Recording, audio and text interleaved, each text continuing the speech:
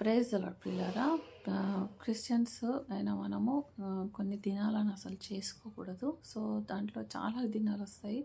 Friendship day కానీ, birthdays కానీ, లేకపోతే మ్, ఆమ్, ఆ, చాలా మమ్మీ డేస్ అని, మదర్స్ డే అని, ఫాదర్స్ డే అని, అన్నీ పాశ్చాత్య దేశాలవి ఇవన్నీ కూడా ఇట్స్ నాట్ గుడ్. మనం అవి చేయకూడదు, మనం విషెస్ ఇవ్వకూడదు, మనం ఫిషెస్ తీసుకోకూడదు. సో కొన్నిట్లో మనం పాల్గొన్నట్టయితే, మనం విష్ చేసినట్టయితే వాటిలో పాల్గొన్నట్టు అవుతుంది. కాబట్టి ఇంకా చాలా ఉన్నాయి, వ్యాలంటైన్స్ డే కానీ. సో ఇవన్నీ కూడా ఇంతకుముందు మన దేశంలో లేవు ఇవన్నీ. సో ఇవన్నీ కూడా మనకు సరైనవి కావు. ఇవన్నీ కూడా Mother's Day strong, Father's Day strong, Valentine's Day strong. So మనం విష్ చేయడం ద్వారా కూడా మనం దాంట్లోకి ఆ డేలోకి, ఆ డేకి ఉన్న పవర్లోకి మనం వెళ్ళిపోతాం. అది ఒక సతానిక్ రిచువల్ అది.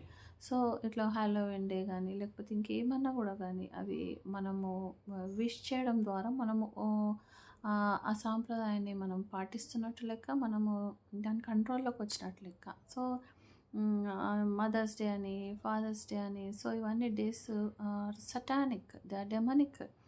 అవి వాటి పూర్వం చూస్తే అవి అవి అన్యుల ఆచారాల కిందకే వస్తాయి అవి. సో అవి ఇంత ఫ్యాషన్ అయిపోయింది ఇప్పుడు. కానీ అది జరుపుకోకుంటే తప్పులాగా మనకు అట్లాంటి సిచ్యువేషన్లోకి, అలాంటి పరిస్థితుల్లోకి మనం తీసుకొస్తున్నారు. కానీ అందరూ క్రిస్టియన్స్ అన్నీ చేయడానికి వీలు లేదు. సో చాలా జాగ్రత్తగా ఉండాలి. ఏదైనా ఆలోచించాలి. మీకు గూగుల్ చేతిలో ఉంటుంది. మీకు ఎవ్వరు చెప్పాల్సిన అవసరం లేదు. పరిశుద్ధాత్మని అడిగితే ఆయనే చెప్తాడు. మీరు గూగుల్లో పోయి డే ఎట్లా స్టార్ట్ అయింది, ఎవరు స్టార్ట్ చేశారు, అసలు మాకు సంబంధం ఏంటి, మేము చెప్పుకోవచ్చా చెప్పుకోవద్దా, దీనివల్ల సాతానుకు మహిమ కలుగుతుందా, దేవునికి మహిమ కలుగుతుందా, జస్ట్ చెక్అవుట్ ఒకసారి చూసుకోండి. మనం ఎప్పుడు టీవీలో, ఫోన్లలోనే ఉంటాం కదా. మదర్స్ డే వెనక ఏముందో చూడండి, ఫాదర్స్ డే వెనక ఏముందో చూడండి.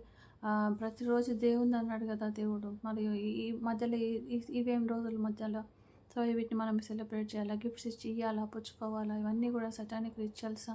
చూడండి, మీరు చేతబడిలో ఇవన్నీ జరుగుతాయంట. మరి ఇవన్నీ మనం చేయొచ్చా?